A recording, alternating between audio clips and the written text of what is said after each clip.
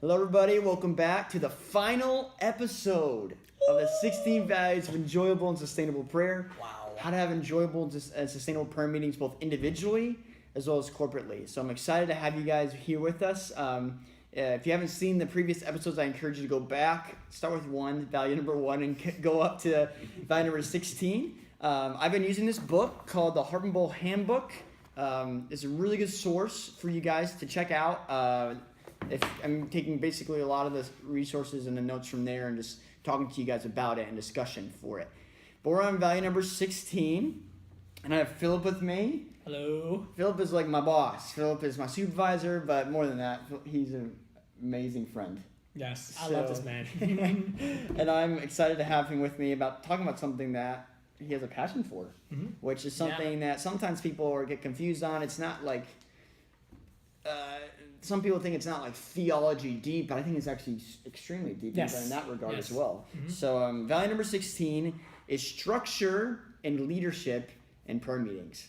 And so we do this on a consistent basis, where we are, what we're doing and working. But my question is to you, Philip. Yes. Why should we have structure and leadership in prayer meetings? Yeah, I think a lot of times there is this unspoken expectations when we approach anything like a prayer meeting or anything that is the Holy Spirit can be involved in. And I think a lot of us, myself included, when I was younger, I would think if I put a structure or I did something or I followed by the books, then it's not then the Holy Spirit's not in it because it's man-made. And what I've been realizing actually is the Lord actually honors the human process a lot. And we know there's many scriptures that talk about He is a God of order. You see Genesis 1, how He created in a specific order. And the thing is actually when you put structure to something, it actually does a few things. It actually gives confidence to the people that you're working with, as well as it actually gives room for the spontaneous to happen. And I believe that actually the spontaneous and the structure can actually go together, and just because it's structure does not mean it's not prophetic, know. Yeah. And so actually I think when you have a structure in a prayer meeting or actually any worship meeting, it actually provides a sort of a skeleton for you to build upon and for you to go off into the spontaneous moments and all that. That's awesome. Yeah. And I think for many churches, and if you say this phrase, and I have to say it's not a bad thing, but a lot of people when they say, "Oh, I want to do prophetic worship," they in their mind they're making the assumption that it's spontaneous. Yes. When at the end of the day, you could do a corporate worship song and it's prophetic because we see in the Bible the spirit of prophecy is a testimony of Jesus. Yeah. So when you're testifying on a corporate worship song and everyone's singing along with you and there's a lot of unity, that's prophetic. Yeah. But a lot of people, some people, at least I've run into, like they assume instantly let's get into the free worship or that spontaneous or kind of worship. Just a different kind of jargon of language. So how would you talk to people, I guess, who different sides of the spectrum? There may be some congregations who they have a very traditional liturgy. Yeah. And it's kind of just stays the same. And it's good, but they're missing some of that spontaneity. And what do you think about the people who they don't really have a plan at all? They just kind of come in and it has to be new every time. Yeah. And what are the downfalls and what are the pitfalls for both of them and how can they resolve? Yeah. Well, I say I'll address both groups. I'll address the first group, which is the group that is thinking that any structure is bad.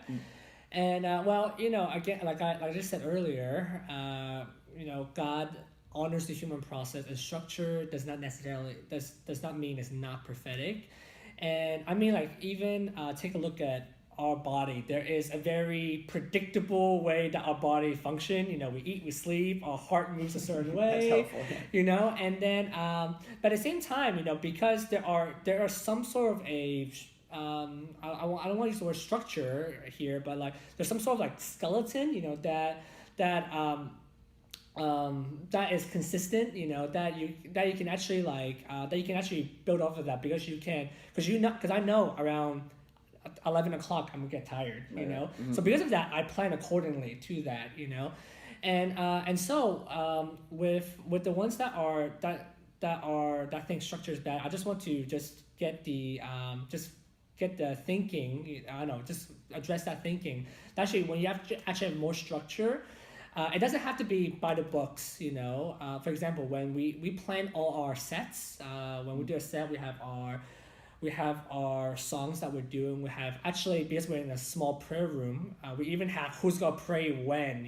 That's right. Places like IHOP, anyone can just go up to the stage or go up to the mic and just pray. Here, because we only have 4 or 5 people every day, we actually have to figure out, okay, who's gonna pray next. So that maybe it's the drummer. So we plan accordingly. So we have we plan out all our prayer meetings, but what we always say is that's plan B. Okay, we go in with a plan, but Holy Spirit is plan A, and then and so that way, if the Holy Spirit does go somewhere, then we follow Him. We always follow where the Holy Spirit is leading. But let's say there's a situation where today I'm just not feeling anything. Well, we have a backup plan, and so actually I think having a structure will actually allow us to it will actually be beneficial in the long run. Yeah, and just to add on to what you're saying is that it also just puts the pressure off. Mm-hmm. Because if you're thinking it has to be spontaneous every time, Yes. you have to always come with something new. Mm-hmm. And I can't do that on a consistent basis. Yeah, It'd yeah. actually be tiring and it would not be enjoyable. Mm-hmm. And the point of the actual structure, that regardless of what it is for it to be enjoyable. Yes. Like, we want prayer to be enjoyable. The reason why we put structure in there Yes. is that it could be consistent, corporate, and substantial over time, but also enjoyable. So instead of consistently, I got to come with this new song or this new song that no one ever heard before, that would be chaos, or it would just be painful in the end of the day for me. But when you feel the Holy Spirit on those moments, sometimes it becomes enjoyable with the structure. So just to add that on. Yeah, I totally agree. And then with the other side, the other group that is a little bit too structured, and just stick with the books, and I think that's always a great way to start, because if you're, for example, if you're learning the Harperville model, we tell all our students that, hey, follow the Harperville model and follow the way that we've done it to the T, because like it's because when you're sort of new to when you're new to a new concept, that was redundant. When you're introduced to a new concept, it's actually really good to just do it the way that it's structured and have a plan and all that. But for the ones that's done it for a while, I feel like you got the structure sort of down, and you sort of know what sort of worship leading, a worship set, sort of how the flow is gonna go. I encourage you to stretch yourself and asking the Holy Spirit, what are you doing right now? The Lord will work through a structure. Like I've done many times. I've just played a song and I'm just like not feeling anything, but I'm just going through their normal arrangement, and then Holy Spirit comes in and touch people's hearts. But I also want to challenge us to follow the Holy Spirit, to be ones that to be the ones that are not only led by the set list, but are led by the Spirit.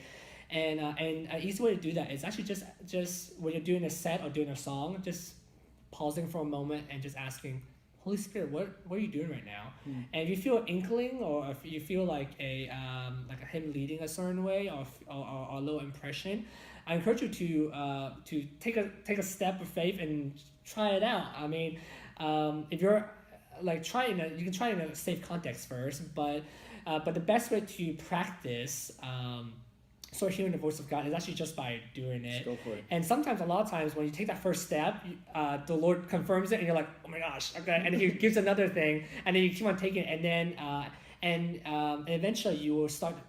It'll be easy to recognize the voice of the Spirit. Yeah, that's good. And I also, just to add, for those who are like very structured, or some people, say you learn a specific liturgy or a model.